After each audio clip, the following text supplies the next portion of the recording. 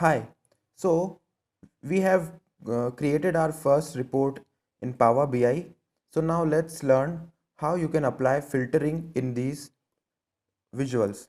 So we have already used this slicer here. If we click on any of these value like in process, we will see the filtered values or the sliced values as per our as per what we click. So these will be filtered on the basis of what we click. Now along with these, there is another thing which is provided right here in the bottom. Suppose you want to filter some values only from a particular chart. For example, this particular bar chart.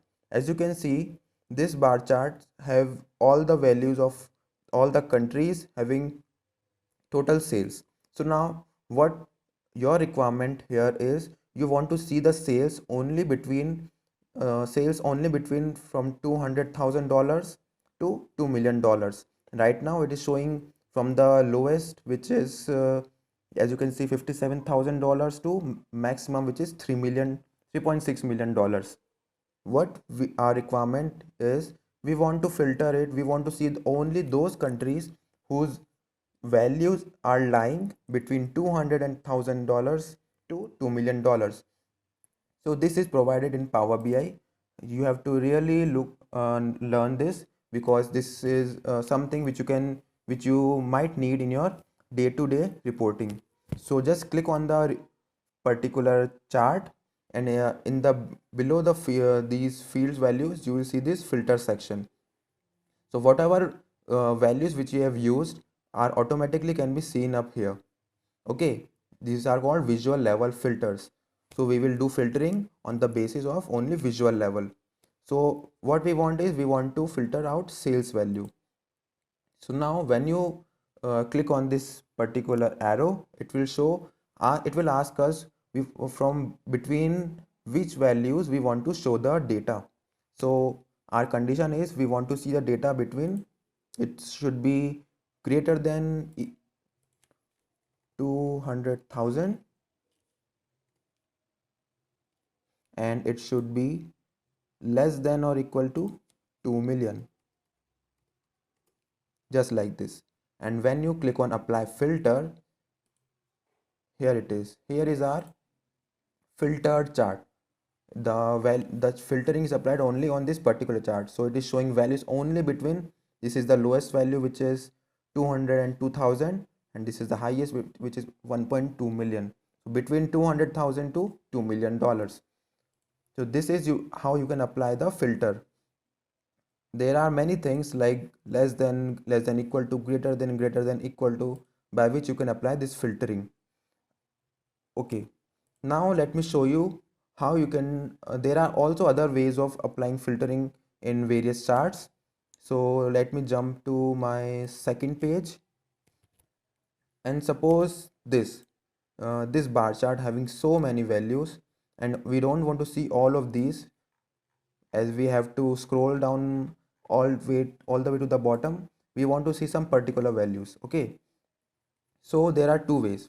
First of all, we want to see some particular customer. So for that, we'll just simply click on the arrow and we'll see all the names of the customer.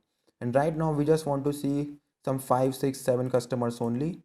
So we can just simply click on their names, and it will keep on adding on these bars. But if you want to do some different kind of filtering, like you want to see, suppose I want to see the top 10 customers having the most sales. Okay, so I want to see the top customers.